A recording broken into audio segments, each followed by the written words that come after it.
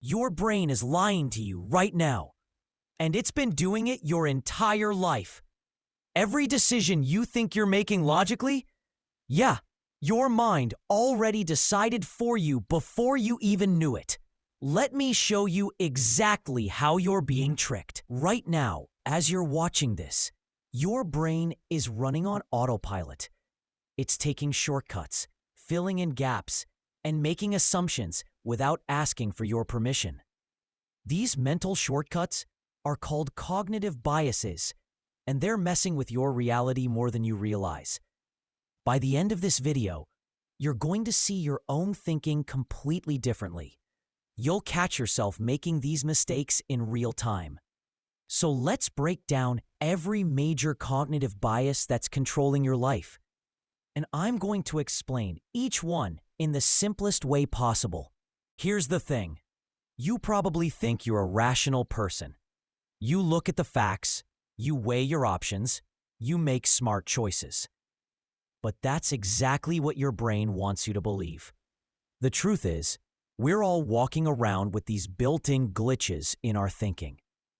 These biases helped our ancestors survive when they needed to make split-second decisions about whether that rustling in the bushes was a lion or just the wind.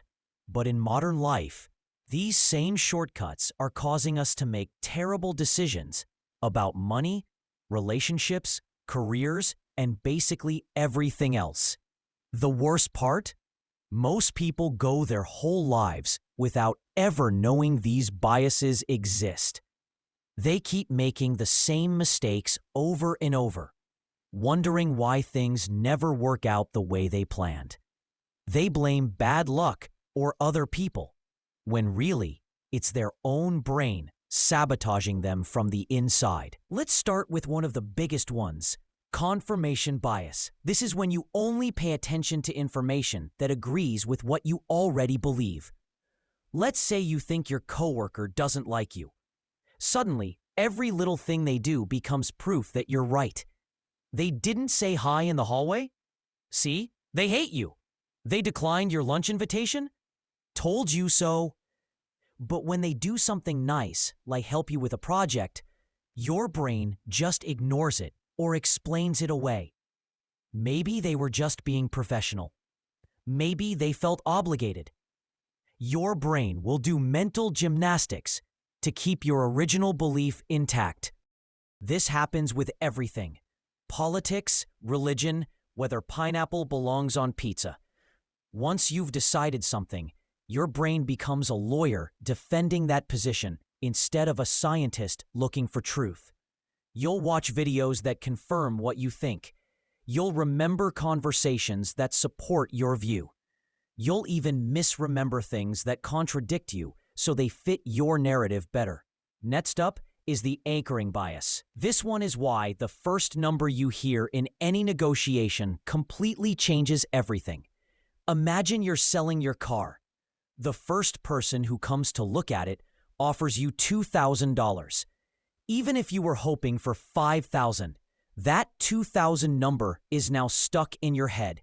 It becomes the anchor.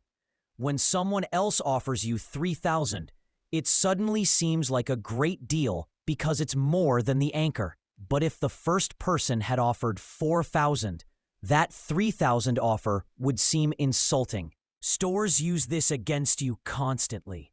They'll show you a super expensive item first, then show you a cheaper version. The cheaper one seems like a bargain now, even though it's still overpriced.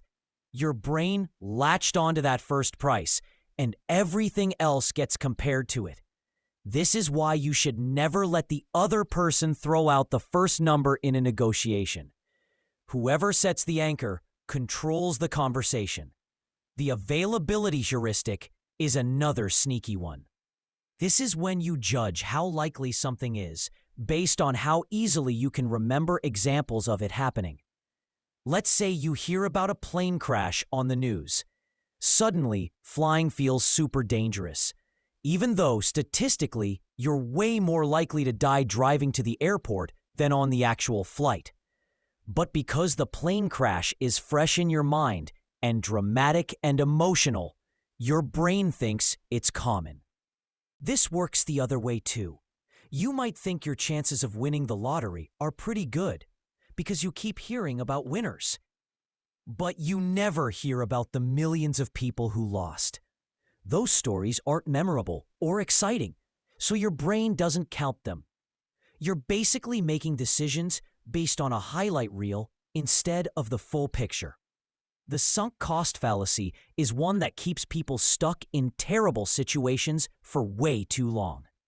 This is when you continue investing time, money, or energy into something just because you've already invested so much. You've been in a relationship for 5 years, and it's clearly not working.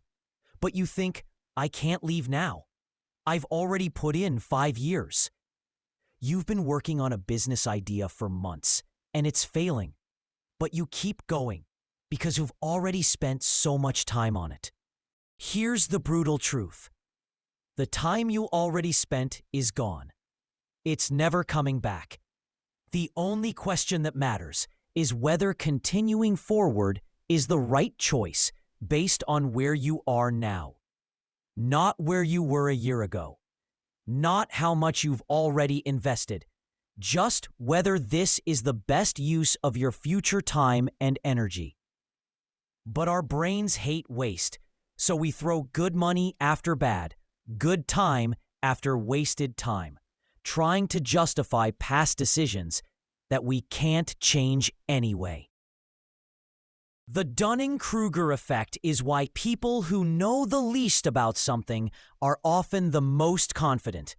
When you first learn about a topic, you get a little bit of knowledge, and suddenly you think you understand the whole thing. You don't know enough yet to realize how much you don't know. As you learn more, you start seeing all the complexity and nuance, and your confidence actually goes down. Then if you keep learning and become an actual expert, your confidence comes back up, but it's a more realistic confidence this time. You see this everywhere. Someone reads 3 articles about economics, and suddenly they're telling everyone how to fix the entire financial system. Someone watches a documentary about health, and now they're giving medical advice. The people who actually studied this stuff for years are way more careful about what they claim to know because they understand how complicated it really is. The halo effect is when one good trait makes you assume everything else about that person is good too. Someone is physically attractive, so you automatically think they're also smart, kind, and trustworthy. A company makes one product you like, so you assume all their other products are great too. A person is successful in business, so you think their opinions about politics or science must be valuable. Your brain is trying to save energy by making quick judgments, but it's basically saying, this one thing is good, so everything must be good. It works in reverse too. The horn effect is when one bad trait makes you see everything else as bad. Someone has an annoying voice, so you assume they're also stupid and incompetent. It's completely illogical, but we all do it constantly. The hindsight bias makes everything seem obvious after it already happened. You'll look back at a breakup and think, yeah, I saw that coming the whole time. You'll see a company fail and say, that was always going to happen. It was so obvious. But if it was so obvious, why didn't you predict it before it happened? Your brain is rewriting history to make you feel smarter and more perceptive than you actually were in the moment. This is dangerous because it makes you overconfident about predicting the future. You think you saw the last thing coming, so you'll definitely see the next thing coming too. But you didn't see it coming.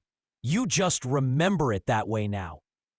This leads to taking risks you shouldn't take and being blindsided by things you thought were impossible. The bandwagon effect is why popularity changes our opinions.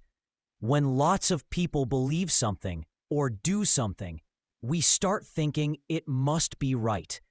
Even if we disagreed with it at first, seeing everyone else on board makes us doubt ourselves. Maybe they know something we don't. Maybe we're the crazy ones for not jumping on the bandwagon. This is how trends take over. This is how bad ideas spread. This is why peer pressure works even on adults who should know better. Your brain sees the crowd moving in one direction and assumes that's the smart choice, because surely all those people can't be wrong. Except they absolutely can be. History is full of examples of entire societies believing completely insane things just because everyone around them believed it too. The recency bias makes us put way too much weight on whatever happened most recently. Your investments did well last month, so you think you're a genius and you get overconfident. Your last 3 dates went badly, so you think you're never going to find anyone and you give up. Your friend forgot to text you back yesterday, so you think the whole friendship is falling apart. Recent events feel more important and more representative of reality than they actually are. One bad day feels like your entire life is a disaster. One good week feels like you finally figured everything out. Your brain treats the most recent data point like it's the only data point that matters, when really, it's just one piece in a much bigger picture. The status quo bias is why change feels so hard, even when staying the same is clearly making us miserable. Your brain prefers what's familiar. The current situation is known. Change is unknown, and unknown feels dangerous. So you'll stick with a job you hate, a living situation that's not working, habits that are slowly destroying you, all because at least you know what to expect. Your brain would rather deal with a known bad thing than risk an unknown thing that might be bad. This is why people stay in toxic relationships, why they don't switch careers even though they're burned out, why they keep doing the same things and expecting different results. The devil you know feels safer than the devil you don't, even when the devil you know is ruining your life. The framing effect shows how the exact same information can lead to completely different decisions based on how it's presented. Tell someone a surgery has a 90% survival rate, and they'll feel confident. Tell them it has a 10% mortality rate, and suddenly it sounds terrifying. Same numbers, same facts, different feelings leading to different choices. This is why marketing works, why politics works, why sales works. The person who controls how information is framed controls how you feel about it, and how you feel about it controls what you decide to do. Two people can present the exact same plan with the exact same outcomes, and you'll love one and hate the other just because of the words they chose. The optimism bias is why we all think bad things won't happen to us. Other people get divorced, but our relationship is different. Other businesses fail, but ours has a special edge. Other people get sick or have accidents, but we'll probably be fine. This bias keeps us motivated and helps us take risks, which can be good. But it also makes us unprepared for reality. We don't save enough money because we assume we'll always be employed. We don't take care of our health because we assume we've got plenty of time. We don't appreciate relationships because we assume they'll always be there. Then, when bad things do happen, we're shocked and blindsided, even though statistically they were always possible. The planning fallacy is why everything takes way longer than you think it will. You estimate a project will take 2 weeks, and somehow it takes 2 months. You think you'll get ready in 20 minutes, and it takes an hour. You're convinced you'll save money next month, even though you've never managed to save money before. Your brain imagines the best-case scenario, where nothing goes wrong and everything works perfectly. It doesn't account for obstacles, interruptions, or the fact that you're probably not as fast at things as you think you are. This is why students start papers the night before they're due. Why people show up late to everything. Why budgets and timelines are always wrong. We're all terrible at predicting how long things will actually take. Now here's where this gets really interesting. Knowing about these biases doesn't make you immune to them. That's the meta bias, the bias bias. You'll learn about all these mental traps and then assume you're too smart to fall for them yourself. You'll spot other people making these mistakes all day long while being completely blind to your own. You can't just think your way out of cognitive biases. They're hardwired. They're automatic. They happen before your conscious mind even gets involved. But what you can do is slow down. Question your first reaction. Ask yourself what bias might be influencing you. When you feel really confident about something, that's exactly when you need to be most suspicious of your own thinking. The people who think they're above cognitive biases are the ones getting fooled the hardest. The people who stay humble and assume they're probably wrong about something are the ones who actually make better decisions. You have to treat your own brain like it's constantly trying to trick you, because it is. Not out of malice, but because that's just how it's built. Look, your brain is not your enemy. These biases exist for good reasons. They helped humans survive and make quick decisions when hesitation could get you killed. The problem is, we're not running from predators anymore. We're making complex decisions about careers and money and relationships, and these ancient shortcuts aren't designed for that kind of thinking. But now, you know what to look for. You know that your first impression might be wrong, that your confidence might be misplaced, that your memory might be unreliable, that your judgments might be clouded by completely irrelevant factors. This awareness won't stop the biases from happening, but it gives you a chance to catch them and course correct. Start paying attention to your thought patterns. Notice when you're only looking for evidence that supports what you already believe.